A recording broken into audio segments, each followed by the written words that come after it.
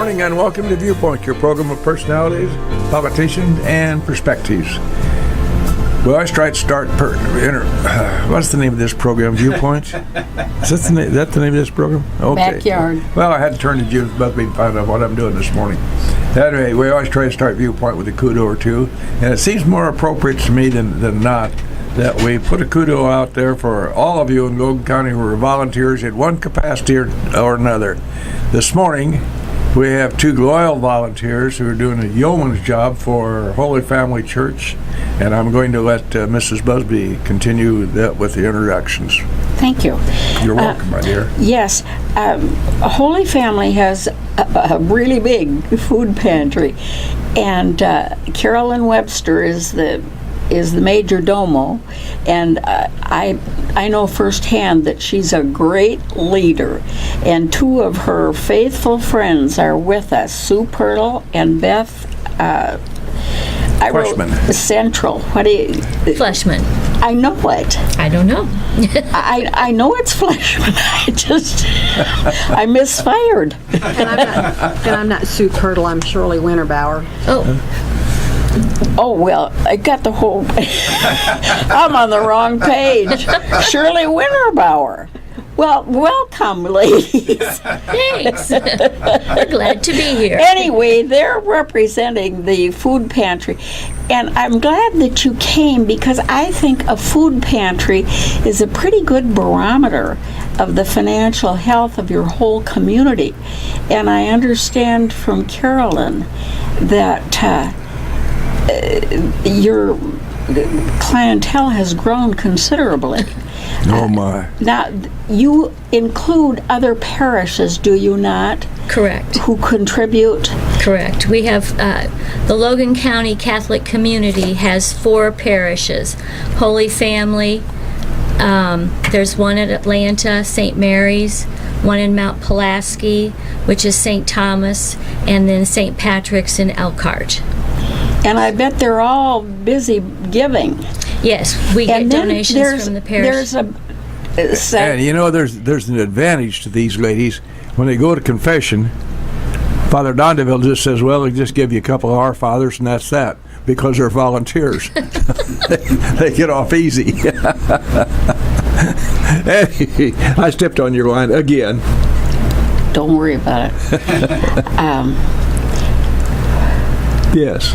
I'm trying to pick up where I left off. I've had a short circuit. Anyway, there's a big, huge warehouse or what have you that you can go to and get things.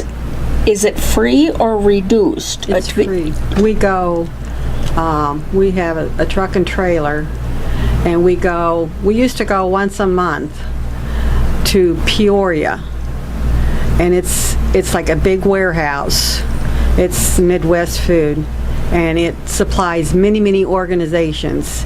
On Tuesdays, they put out a schedule, and you have to be right there to get your time slot because they fill up that fast. Oh, I'm sure. And there's still organizations not able to get in, and they've noticed a tremendous increase.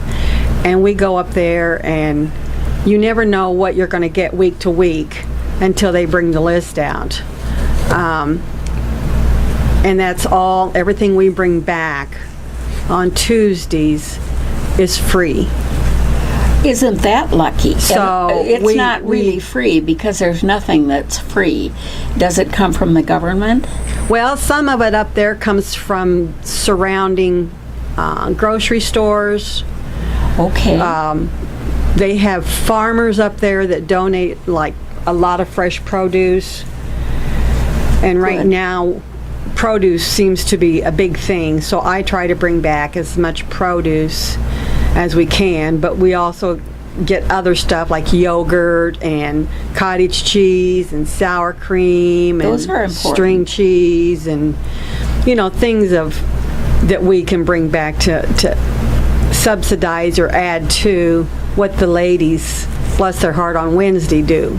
We bring it back and they have to You know, They the have bottom to line is, distribute ladies, it. Yeah. Holy Family and the other food pantries around, they're just really filling a very basic need for tons of people.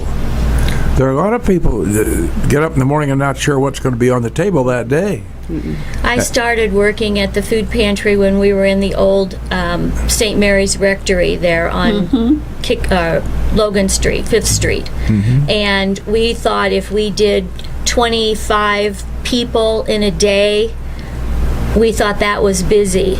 And now we're averaging somewhere between 65 to 85 people a week. And that's every week for the last probably 6 or 7 weeks. We've been in that 65 to 85 people when we used to think 25 or 30 was a big day.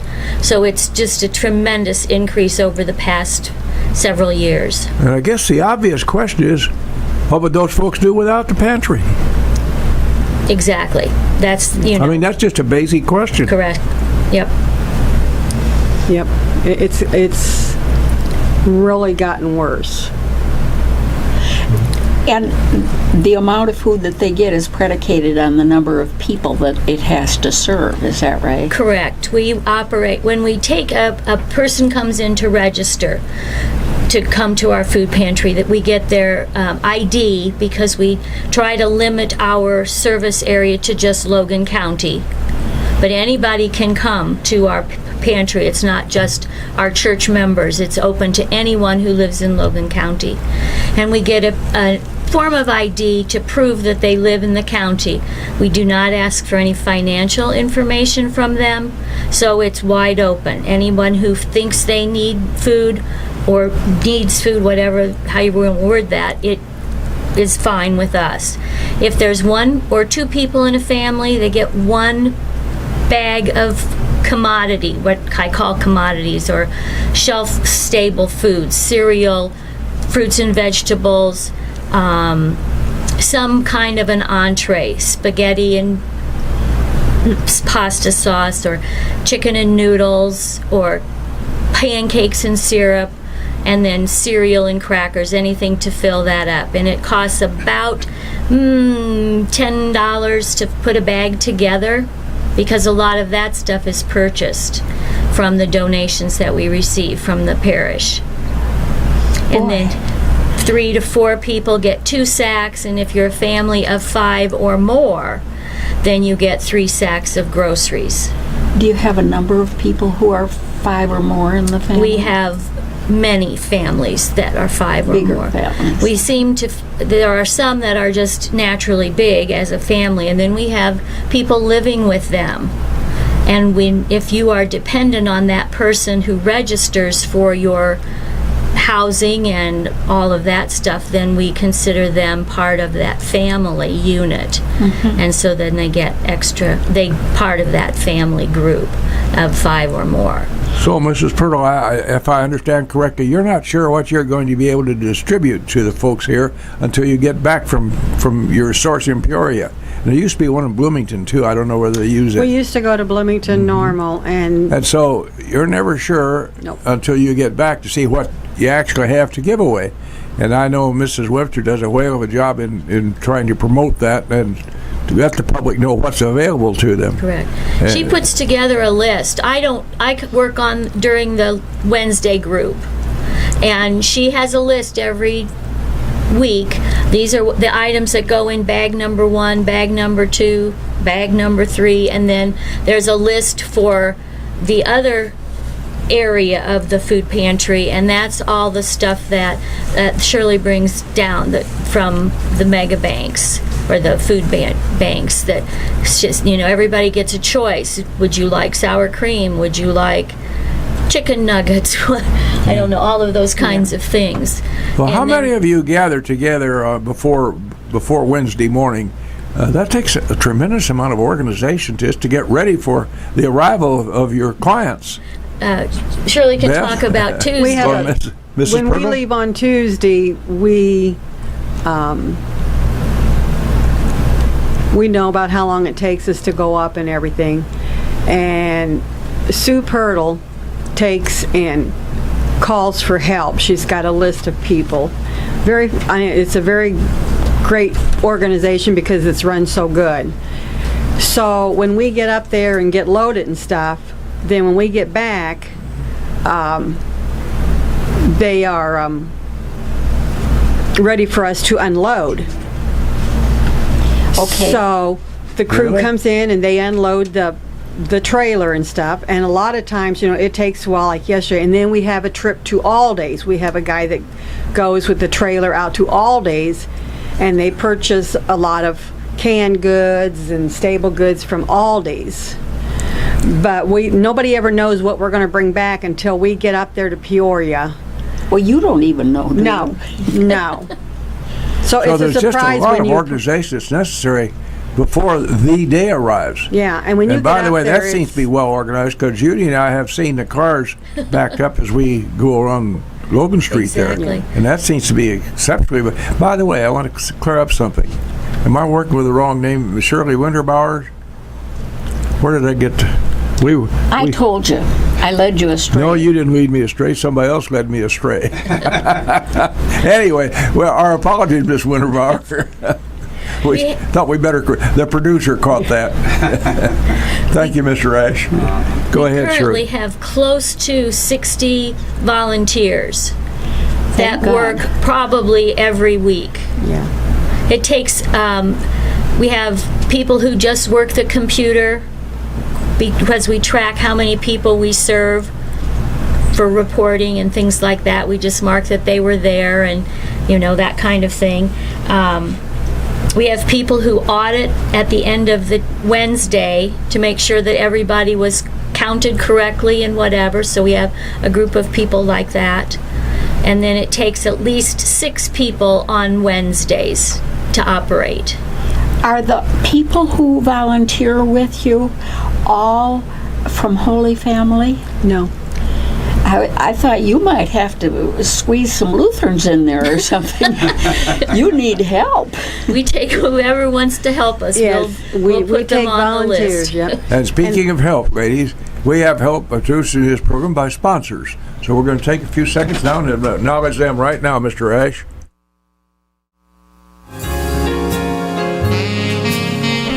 Right, back live in the studios here for Viewpoint, co-host Judith Busby and the old fella.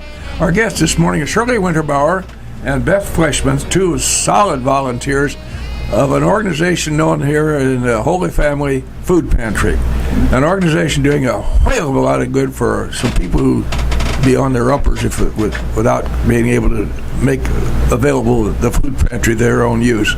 So, ladies, on behalf of those who recipients of your lots of work, extend our community thanks to you.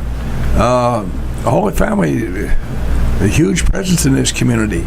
And then you have your outlying churches. You have St. Patrick's Nail Card and Mount Pulaski. St. Thomas. And St. Thomas. And then we have right over here at Atlanta. Mm-hmm. So we have 4 parishes, really, that are contributing to the welfare of the community. Of the county, really.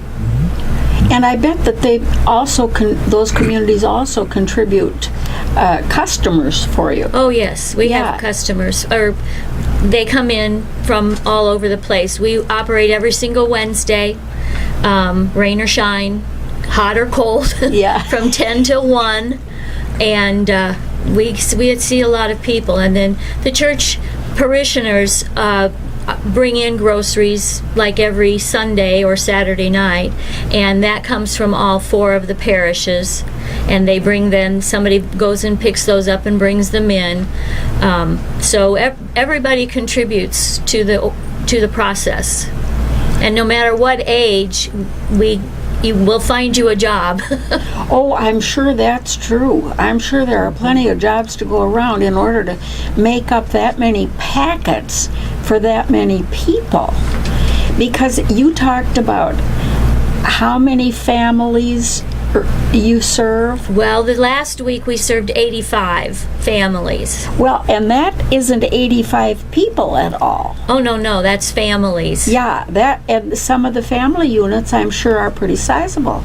We do. We have some families that have 6 or 7 in their family alone. Because you have generations living together, Sometimes, don't you? yes.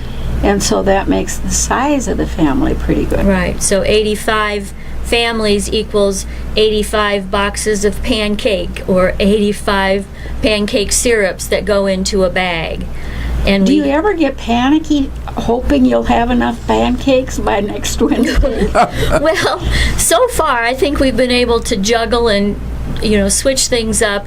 I know sometimes at the end of a day when we're serving 85, we get a little nervous because we're running shy on something. So Sure. we punt and put something else in the bag so that everybody gets something. Well, one would hope that by and large, the people are patient and realize that if you got 6 packages of pancakes and 8 people, you're short.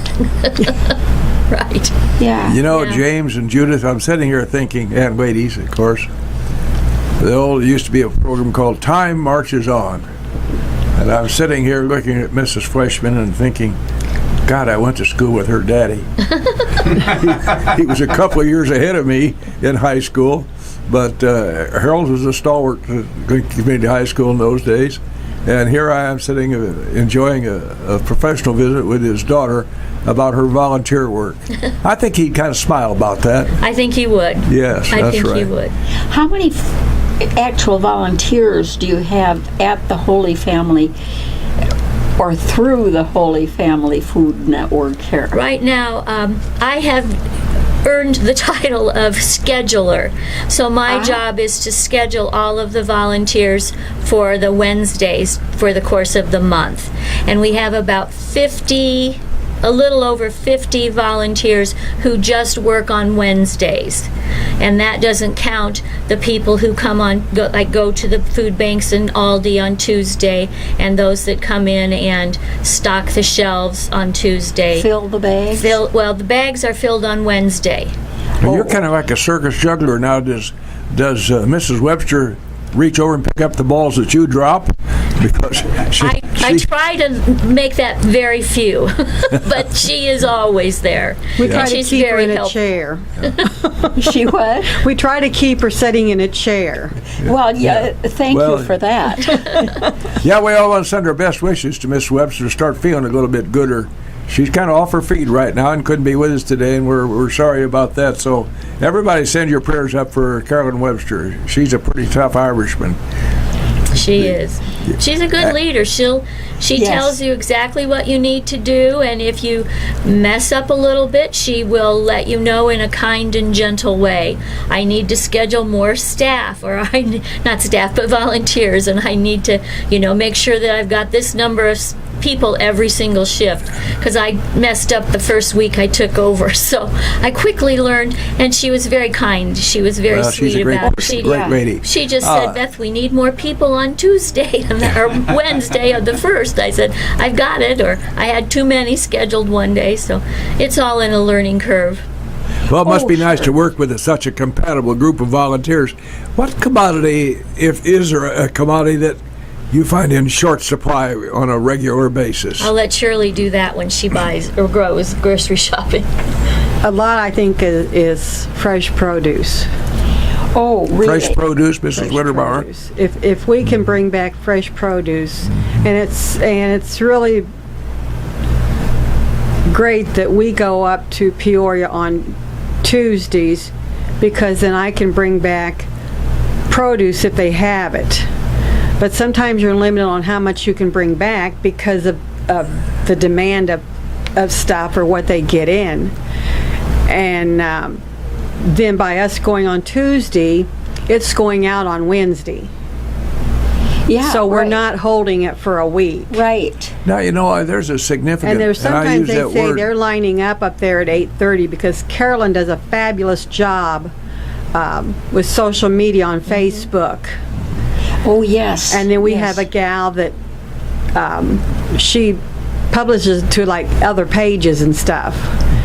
And there's times they say they're lining up there at 8:30 because they've learned that if they want produce or something, you got to get there early. Well, I'll tell you what, the Holy Family is just darn lucky to have her and you people and all the volunteers that work with you. Thank God for volunteers, or we'd be in a mell of a hess in this Yes. country. Father Because- Joe bring you a beer some morning? I noticed that there at Peoria where we go, they are fabulous. I mean, they've got everything running very smooth. But every one of theirs in the warehouse that load you and everything are all volunteers up there also. Are they? They are all volunteers. There's only so much money in the world, and there has to be a lot of volunteers, or we'd never make it all meet. Yeah. And meat is a big thing right now. I mean, you just can't get meat reasonably. Well, and are you required by your rules somehow to offer per person so much meat for the week? No, I don't think that there are. I think every food bank or food pantry sort of sets their guidelines, what they're comfortable doing, what they can do reasonably to make sure we feed everyone. So we have set some idea, like the bags of groceries that we put out. Those have been pretty much the same for years and years. That's why, but the additions of stuff like the sour cream or chicken nuggets and things like that, those numbers have greatly increased over the years. Well, harvest season is coming right up. And there are a lot of people on the farms, of course, and in town who have big gardens. Now, are you allowed to accept produce from them? That must be a big help. It is. We have people who bring sweet corn or cabbage or tomatoes toward the end. Cucumbers. There's a box out in front of our pantry there on Logan Street. And what's the site? Clinton? I don't know my streets very well. Anyway, there's where the pantry sits on the corner across from the AAA siding company. Yes. There are some totes, and so if people have fresh vegetables to donate or fresh fruits, if they have apples or peaches or whatever, they can put them in that box, and then somebody always goes by and checks that and takes it inside then. Good deal. Yeah, and that's that helps. It's fabulous, and people take all of that. The word somebody, in quote, somebody. Well, here we are, volunteering at its most basic level. You're at a direct nose-to-nose level with people in need. And somebody, whomever that somebody is, checks on things all the time. See, that's volunteering. Yeah, there's a group of us that live in, the area, in town, and we're always going by. So there are some, what we call coordinators, and they're sort of in charge of the Wednesday distribution. And so they make sure that everything on Wednesday is ready to go. And that's a job. That's a job. Right. And then we have a person who does the computer, and we have 5 people who work every single Wednesday, and those numbers change. That's one of the jobs I do, is I push those people up and down the calendar on Wednesdays of the month, and they work a 2-hour, hour and a half shift or a 3-hour shift, depending upon what they can do. Right. And what their schedules are like. Well, I suppose some of them have reached like my age. And nobody reaches that age, Judy. well, there's 4 other people in the county. But you can't do 8 hours like you used to. Correct. Right. Now, listeners out there, 648-5510. Here are 2 ladies on the firing line volunteering for their benefit of their community. If nothing else, call them to say thank you. You may have a salient question that you don't want some information on, but you can call them and say thank you, if nothing else, and I'll buy you a beer at Old Joe's. So, go ahead, Beth. I was going to say, I know we've been short mac and cheese for a while. We weren't able to get mac and cheese, and that's something that goes in every sack because that's kind of a staple anymore. It is a staple for kiddos and everybody else.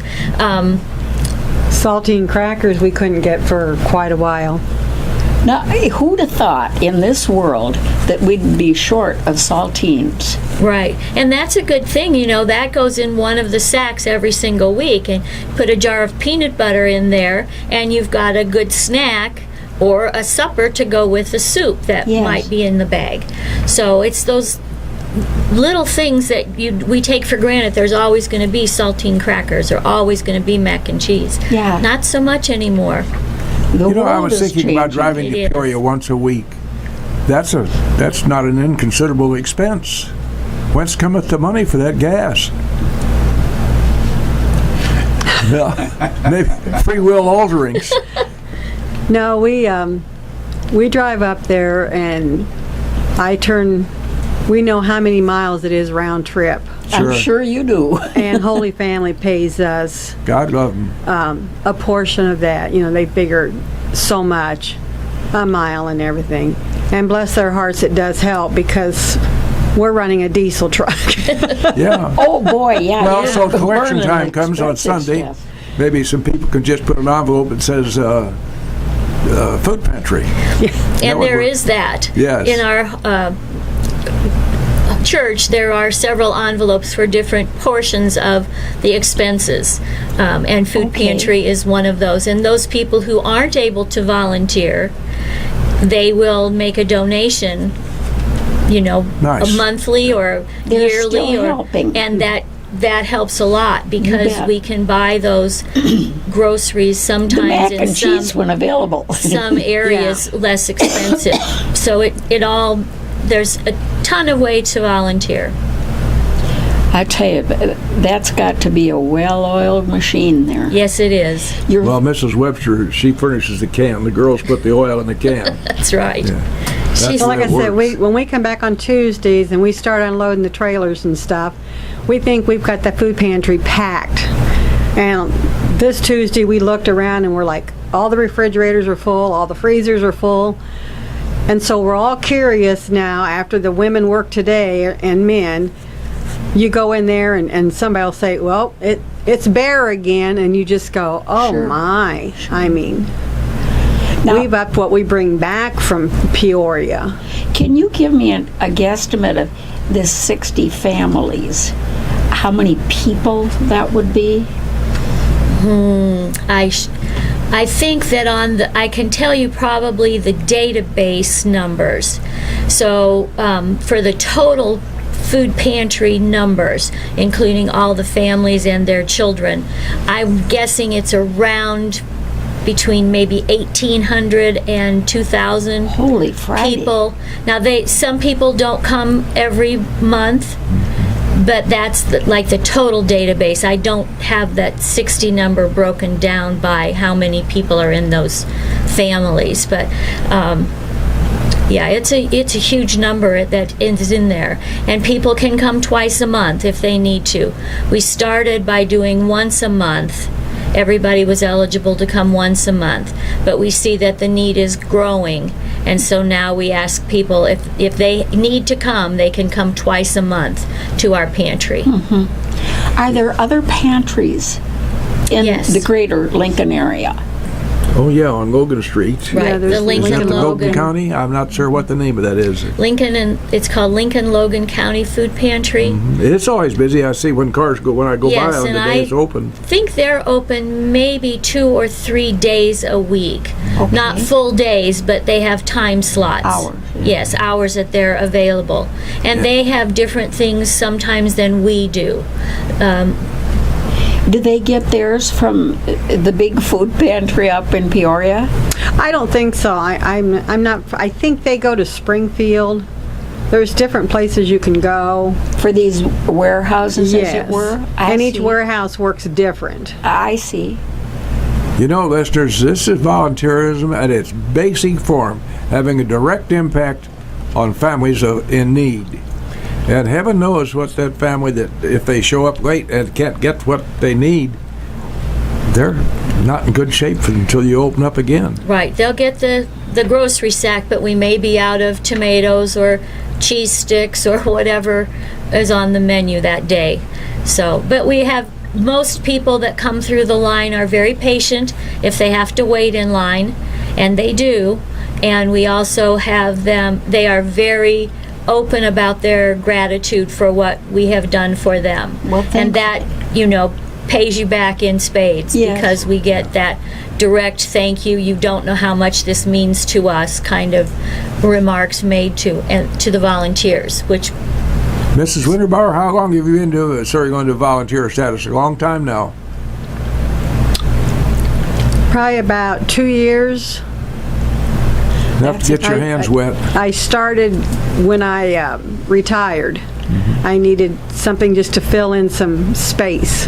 That's a lot of food pantry days in 2 years. And then we started going to Normal, and then Normal was overwhelmed, so they opened one up in Peoria, and they kind of split organizations to different places, and we got split over to Peoria. It's a little further than Normal, but it's fabulous. It just amazes me what those people do. I mean, you walk through there and they get big boxes of cereal, and they bag each thing Oh, is bagged, and they do a lot of their bagging because it comes in bulk. Or Are they volunteer people or paid people? a lot of those are volunteer. A lot of those in the warehouse are volunteer. Yep. This is a growth industry, isn't it? And I just, with the economy, I just don't know how we're going to see the numbers go down anytime soon. Yeah. Oh dear, it's just an endless thing. I should mention that there are several other churches in Lincoln Yes. and surrounding communities that operate their own food pantry for either their own parishioners or for a different group maybe than what we do. Yes, yes, and thank God for that. Right. Because you don't mind the competition, I'm sure. Not this So how many does Captain Webster? How many does she have on her crew in total numbers on a given day? Well, on a given day, probably 6 or 7. But totally, she's got over 60 that she leads. That's a lot of balls to juggle. That Really? is. Right. She's got lots of volunteers who help her get things done. And everybody has a job, and you stick to that job, and if somebody is not there, then somebody else comes in and volunteers in their place. So it's a well-oiled machine. I can believe that. Carolyn is able to do that. 648-5510. 648-5510. Holy Family Food Pantry volunteers this morning, Shirley Winterbauer and Beth Fleshman. We appreciate your taking your time with it, ladies, and we want to make sure we cover everything on your notes. So, Bethy, if you want to refer to your notes and make sure we don't drop any balls, let us know. I think I should mention too that some of our food pantry donations come from the food drives that are happening in the community from time to time. A Boy Scout troop or Yes. a Girl Scout troop. We are very lucky to be part of the post office food drive that happens, and those people who do groceries line up at the post office, and they divide the food up among the Logan County or the Lincoln and surrounding area food pantries, and our guys just keep going back and forth until they run out of food from when the postal people bring their food in. Do you have any idea how many actual food pantries there are in the county? No, I don't. I don't. I'm going to guess that there are probably 4 or 5. I think the largest ones probably are Holy Family and the Lincoln Logan Food Pantry, but there are other ones that serve people. All you have to do is call, and they will bring groceries to you. Some of the churches actually take the groceries to the Well, that's a people. nice service, because I'm It sure is. some of the people are not 29 anymore. Right, Yeah. right. So Would that you that ladies helps. hazard a guess as to the food pantry being a barometer of what shape the country's in? Have you seen an influx at times of more customers coming through because of various circumstances in the country? Well, I think so. Sometimes, and part of that is just hearing when they pull up and they talk to you and we get their groceries ready to put in. You know, they say this really makes a difference because now I can put in gas so I can get to work. Yes. or that that they may get assistance from another source, but this just helps bolster and make that assistance go farther. So it is a huge benefit to people who are finding it more and more difficult. And trying to keep all the balls in the air. Yes. Boy, what Yeah. a job. Well, and Carolyn, bless her heart, she monitors the meat, and she always looks for sales, and she's the one that controls the meat and makes sure there's meat in the freezers. And Well, meat's not a cheap proposition. no, it's And not. we do add meat, fresh meat or a frozen meat. Almost every person that goes through will get some type of frozen or fresh meat every month or every week now. And that's a change from what we used to do, but the donations support that. And so that's a really big piece for families to have some kind of extra fresh or frozen meat that they can use to feed their families. The actual distribution process seems, from an observation standpoint, when Judy and I drive by, but it seems to be pretty well organized. It is. We start serving customers at 10 o'clock, and they line, like Shirley said, they line up, and we get them into the computer. We don't enter them every time, but if there's a new person, we write it down, and then we'll enter it in later. So they check in with us, and then they go the next route down the pike and pick up their groceries. And so Here's a perfect question our producer just handed me, and I think it gets right down to the heart of things. Are there eligibility requirements or income guidelines to receive this food? Not at Holy Family.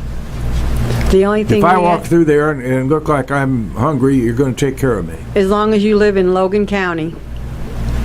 the only form of identification or whatever that we ask for is just to prove residency in Logan County. Yes. If they come without that, we're going to give them something, and then we just say, please bring us a utility bill or a driver's license or some form of identity that matches your name, and we can see that you actually live in the county.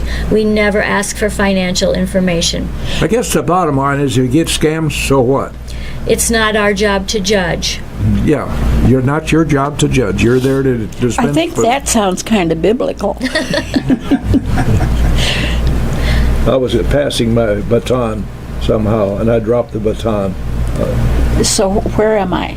Well, you're sitting right next to me. 648-5510 would be the question for our guest, Shirley Winterbauer and Beth Fleshman, two of our premier volunteers in the community, working under Captain Carolyn Webster, or is it Commander? I don't know which. Carolyn, We'll I don't know take what it either is, so I'm As long as she takes the reins, we're going to follow. boss. Yeah, Yes. right. Which everybody, every organization has to have somebody kind of keep things organized. Exactly. And so she's a thank- heck of an organizer. She is. And pleasant. Always. Yeah, always. Always. I should mention that during COVID, when we had to switch our gears as far as how we serve people, we had parishioners make face masks, the cloth face masks. Is that right? And every time a car would go through, we would offer face masks, and they would keep making them. And I don't know how many hundreds of masks they made, just because. Your parish really steps up to the plate, don't And they? we had a gal who always crochets and makes knitted things, and she sells them at a lot of the craft fairs and whatever. Since those were not happening, she donated hats and scarves to children and adults for the winter months, and we had them on display, and they would pick out what color they thought their child would like, which was a boon that's not, that's extra and above, and that was all donated.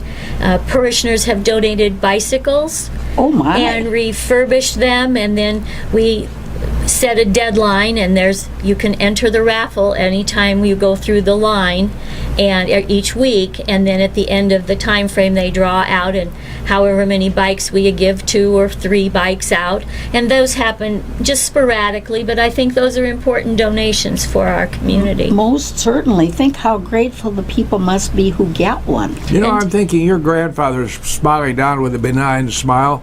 Not many people left out there that know that her grandfather was a member a family that had a big bakery here in town, Devaney's Bakery. Correct. And it was about where Edward D. Jones' office is, just about in that position. It was. And Jack Devaney was a whale of a gentleman.